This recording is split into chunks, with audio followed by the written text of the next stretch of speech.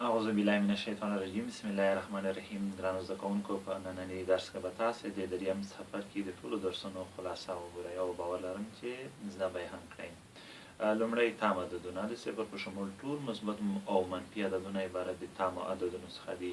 د تامو عددونو سیټ د انګلیسي تورو له ډلې څخه په لوی آی ښودل کېږي، ځکه چې تام عددونو ته په انګلیسي کې انټیګر نمبرز ویل کېږي. د سیټ بڼه یې تاسو دلته لیدلی شئ، آی او دا درې ټکي د منفي اعدادو امتداد او دې طرف ته درې ټکي د مثبتو اعدادو امتداد ښودونکي دي. بله خبره د عددونو محور، هغه خط چې په هغې باندې موږ عددونه ښایو عبارت د عددونو د محور څخه دی. مثال دغه خط پخپله یو عددي محور دی، ځکه په دې باندې موږ عددونه ښودلي دي او دغه ویکټورونه پخپله د عددونو امتداد ښودونکي دي.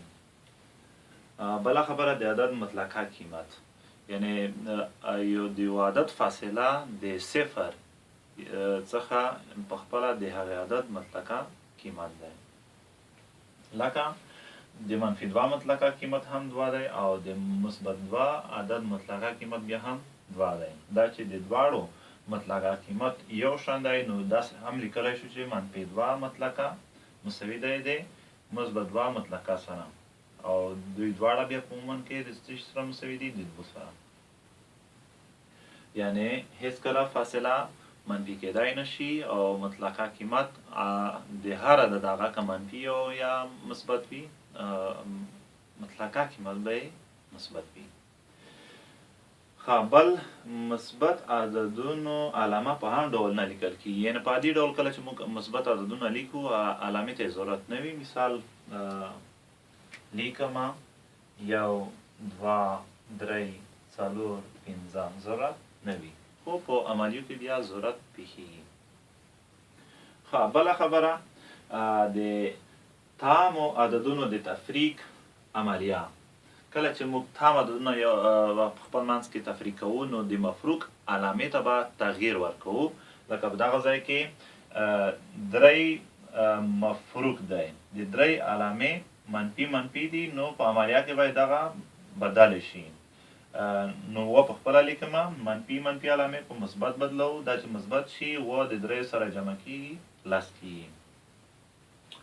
بله خبره د دوهم علامه عددونو ضرب، کله چې دوهم علامه تام عددونه ضربوو د ضرب حاصل به یې مثبت عدد وي.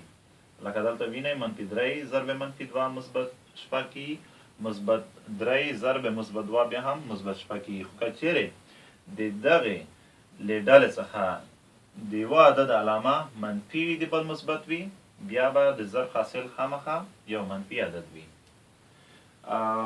د تام عددونو ویش، تام عددونو په ویش کې هم دا خبره یاد لرئ چې اول به علامې په یو بل باندې ویشو، بیا به د عددونو مطلقه قیمتونه په یو بل باندې ویشو.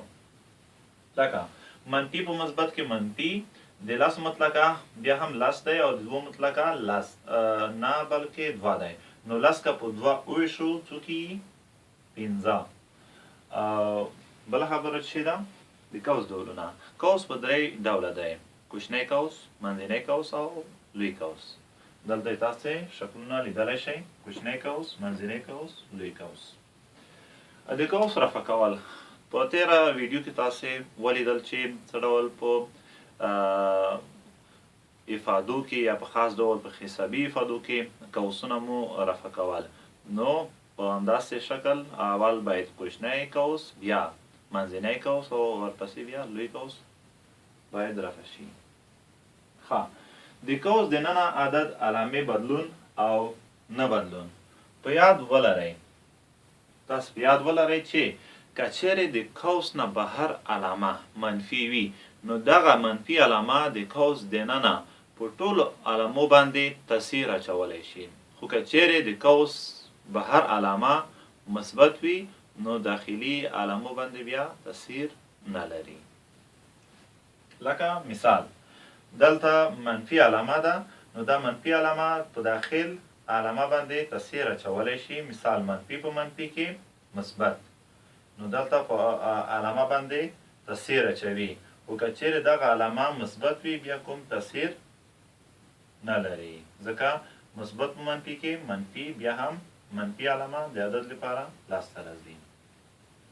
ښه، بله خبره د جمع او ضرب د عملیو تبدیلی او اتحادي خاصیتونه د طبیعي عددونو په شان په تامه عددونو کې هم صدق کوي.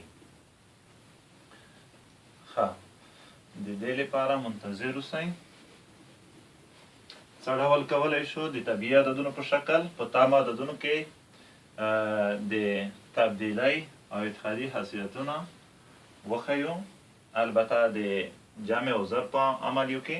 مثال د جمع په عملیه کې د تبدیلی خاصیت -3 -3 جمع -2 لیکلی شو -2 جمع -3 ځکه -3 جمع -2 -15 کېږي، -2 جمع -3 بیا هم -15 کېږي. تبدیلی خاصیت صدق وکړو. اوس په جمع کې اتحادي خاصیت -3 -3 جمع -2 -3 جمع -3 جمع -2 داسې لیکو. ښه، داسې بیا ولیکمه. دغه داسې هم لیکلی شو 2 جمع -3 مثبت 3. دا د په جمع کې اتحادي خاصیت دی، نو دا بیا هم صدق کولی شي 2 او 3 15 -3 جمع 15 مساوي دي -3 مثبت 3 0 یعنی 2 جمع 0. 15 نه چې 3 کم شي 2 جمع 0 بیا هم 2، یعنی په جمع کې اتحادي خاصیت هم صدق وکړو. اوس په ضرب کې هم صدق کوي همداسې.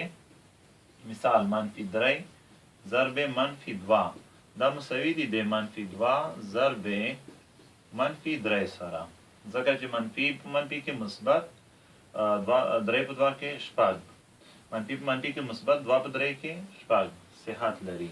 اوس په ضرب کې اتحادي خاصیت مثال -3 ضرب -3 ضرب 2 ضرب 3. دا که چیرې خپل ځایونو کې تغییر ورکړو بیا هم صدق کوي، یعنی دا په خپله د ضرب اتحادي خاصیت دی.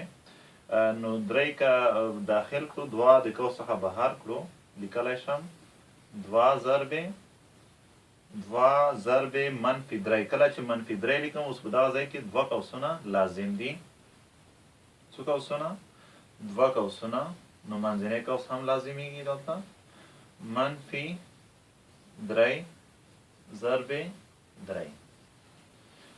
نو 2 په 3 کې 6 -3 که خپله ولیکمه -3 ضرب 6 2 په خپله ضرب منفي په مثبت کې -3 په 3 کې نه. کله چې دا رفع شي نو کوچنی قوس له منځه ځي، څو به شي -9.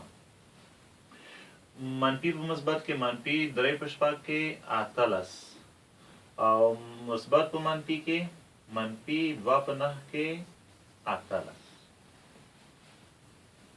ښه ګرانو زده کوونکو، درس مو په همدا ځای بستی. بیا چې له یوه نوي درس سره حاضرېږم د الله په امان.